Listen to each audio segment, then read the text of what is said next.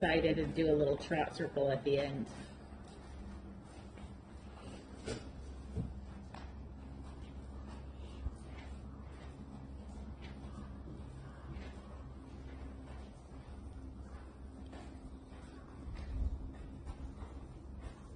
So anytime they're a little bit spooky, I always start in the middle of the ring and don't go past the quarter lines. So I work from quarter line to quarter line in the middle until they start to build their confidence up.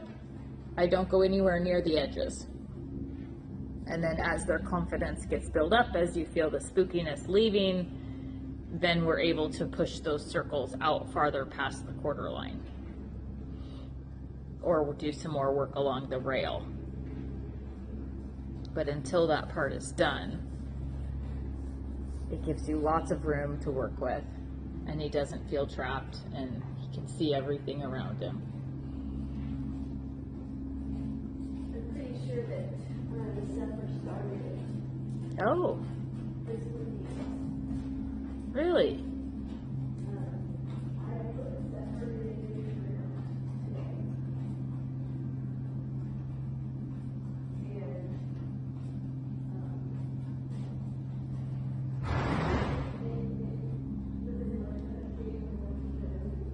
Yeah.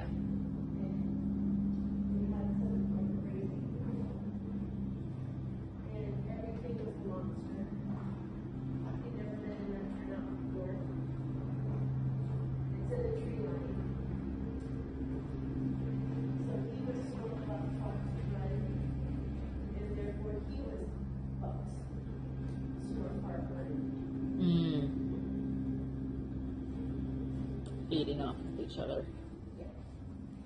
For like 2 hours. Wow.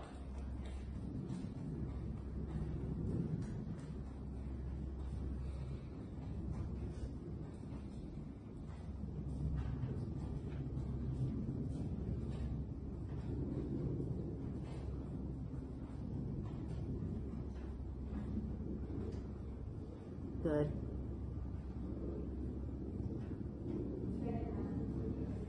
Mm-hmm. And it's working. He's got his head down there. Good job.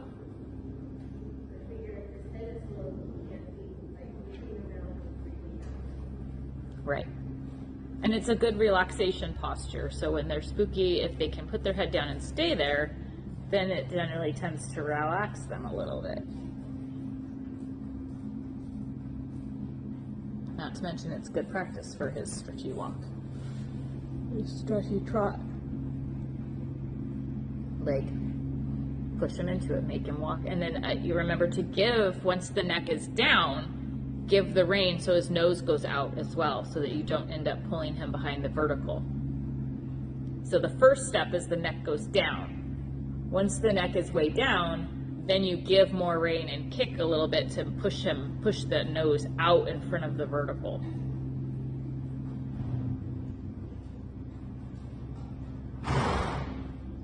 There's some relaxation. Good boy.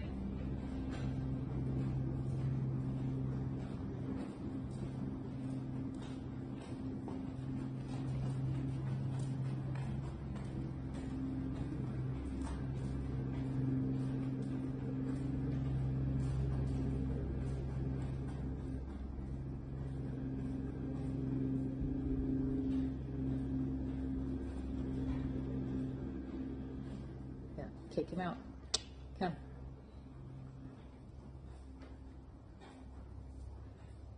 Yeah, and then remind him, stay. Exactly, good job.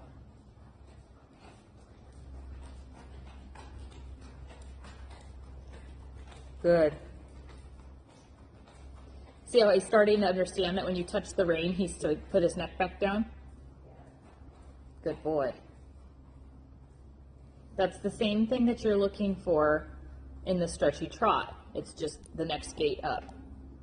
So very similar stuff, it's just in a different gait, a little harder to get. You have to be a little bit more demanding to get it.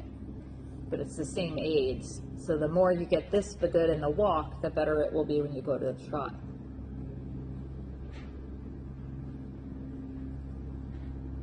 Exactly. That's improved a lot.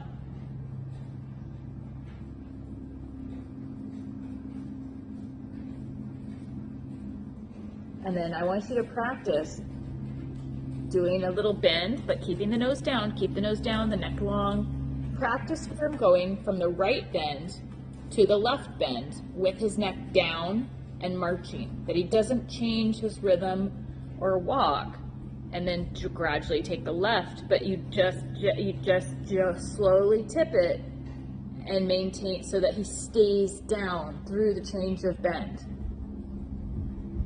And so you can practice that, and it's a really good suppling exercise that's good for him to bend him a little deeper. So you would take extra on the inside and really bend deep but low, like a stretchy, but a little deeper bend with that low stretchy. Yeah, and then now you go back the other way. So you're gonna tip the nose the other way and inside leg, yeah, and say, but no, don't come up.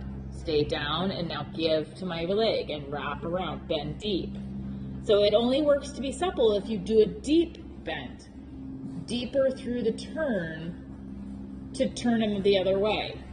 Does that make sense? Yeah. So your actual turn is going to be 10 meters, 8 meters, 6 meters. And then those are the size turns that you need. It's got to be a small turn. The neck stays down, walking out, neck stays down, neck stays down. Now gradually take it to the other side and change your legs. And deep bend, deep bend, deep bend, deep, yeah, deep bend. Yes, there. And then again, change. Keep the neck down, keep the neck down, keep the neck down, change. Now deep bend, deep bend, deep bend. See how, and then you use your leg, and that, it works him off your inside leg with the acceptance of the bridle and the looseness of the looser top line.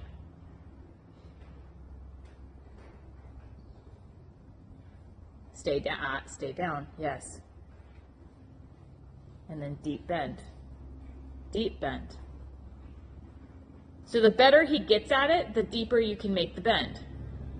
But make sure you use your legs. Make sure that you are changing your legs. Because ideally, you want this to be able to be done with your seat and legs and not hand, or just a teensy touch of a hand, right? Exactly, good boy.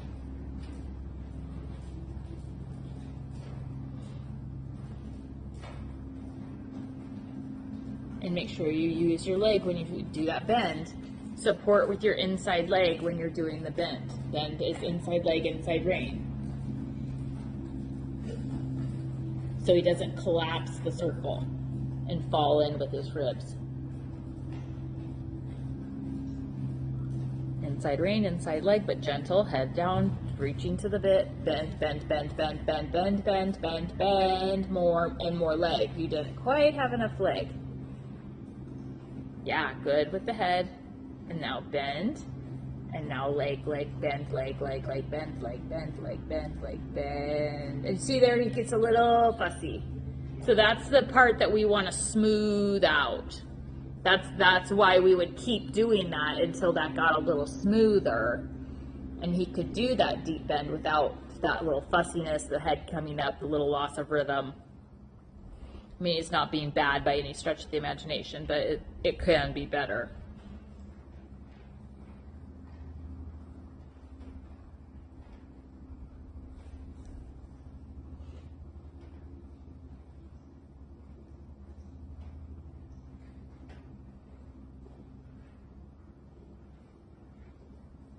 Yeah, and sometimes they'd rather jog off than supple through their body.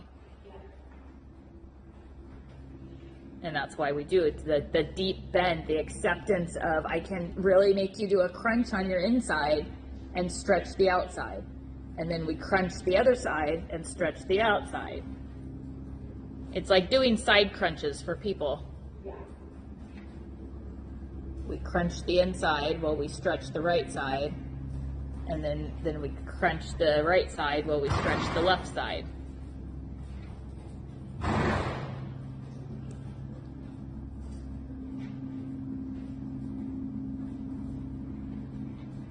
Good, and then give him a break from that. Good boy.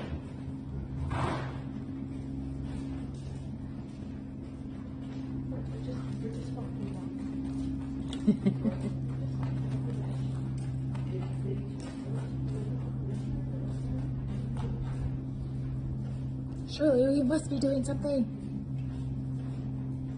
We're in the big box.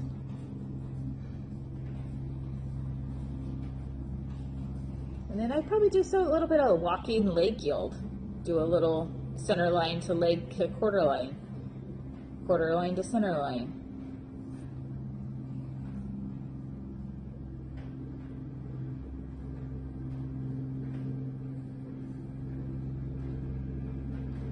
And remember to keep them straight and not to use too much bend.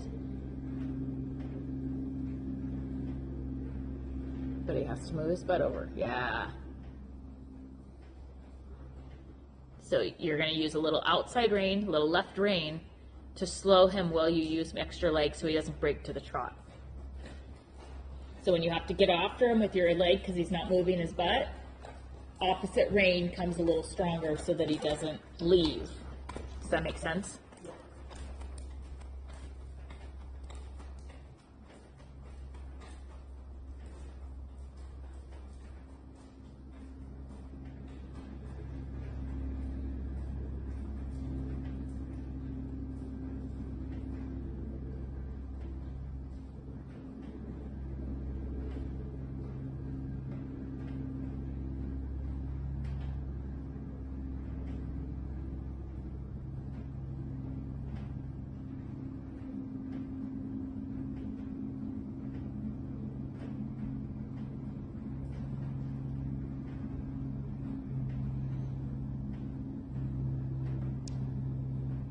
No more bend than that.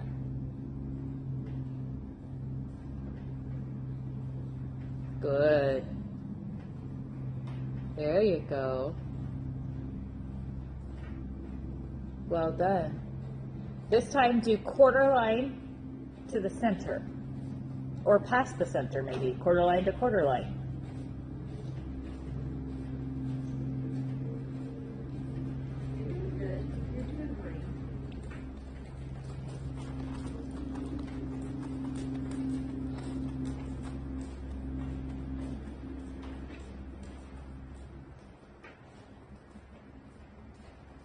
Hold with the right rein.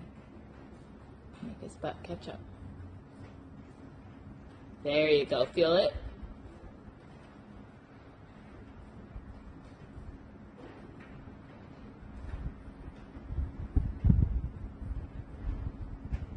Good.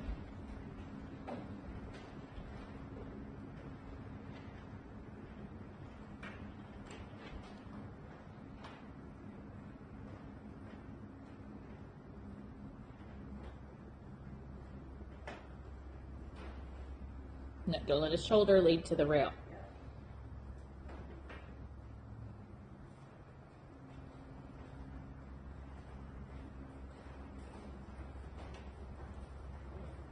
And that's why I'm really a fan of changing the lines and doing quarter line to center line or quarter line to quarter line and center line to quarter line and back to center line so that they don't dive their shoulder into the rail.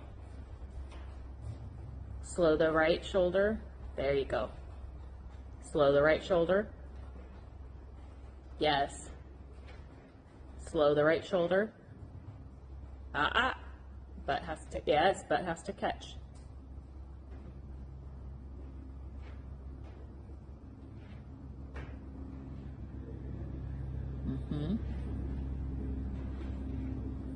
So now make it a little more side passy and get way the hell over to the other rail. Get over to E. How fast can you get to E?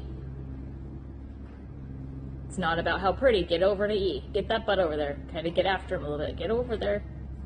There you go. Yes. Go over. Over. Good. All the way. Keep going. All the way to the rail. All the way. How soon can you get there? Over. Yes. Good. And then over. And then over. Butt two. Yep.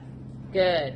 So sometimes changing it up like that, where you challenge them to cross more faster,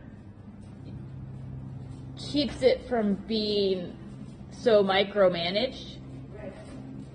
Sometimes you just have to be like, hey, I'm saying get over there and you need to do it now. Like how quickly can you get over there?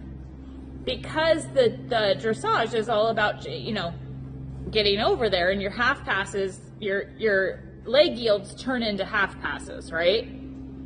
And so at some point you have to be able to get from the quarter line before the center line, before X. You have to get from M to before X in a half pass. So we start at first level by just gradually getting from the quarter line to the wall. And we have like the whole arena to get from, you know, the quarter line to the wall, which is not very difficult. But as we progress up the levels, part of the progression of that up the levels is being able to do it in a quicker amount of time and do it better. So once they understand the exercise, then it's challenging them a little bit to say, sometimes we don't have all day for this. Sometimes I just need you to get over there, but still maintain your straightness. Now you lost your straightness. There you go. Exactly. Now catch your hind. The hind's crazy, crooked. Yeah. Yeah, catch the hind. Catch the hind. Yep. Good. So I would do that direction off of your left leg again, just because he got some pretty crooked in that one. And then, again, you know, give him a little praise break, because that's pretty good. There's some good improvement there. Keep the shoulder, hold the shoulder, so that he can maintain his alignment as he goes over. Hold the shoulder. The right rein holds the shoulder. Yeah. Yeah. Hold the shoulder. Hold it. Good. Good. And then praise. You could even have a little cookie if you had a cookie in here. Okay. Okay. Good boy. But you know, we don't want to challenge him till he loses his confidence. But we want to like do that where we know he can do that. Make it a little harder, and then he gets lots of praise. Lots of happy praise, because that's a good boy. I asked for something more, and you gave it all. You gave it your all. You tried hard for us. Good boy. That's all we need. And again, the more you do this too is good for his hips and his shoulders to do these crossings to build his adduction and his abduction range of motion, and will help keep him more supple and able to do more work later in his life as he ages. So we did not do our free lesson session either. Oh, you did not? No. He came in almost three-legged lame from the turnout Sunday morning. What the heck?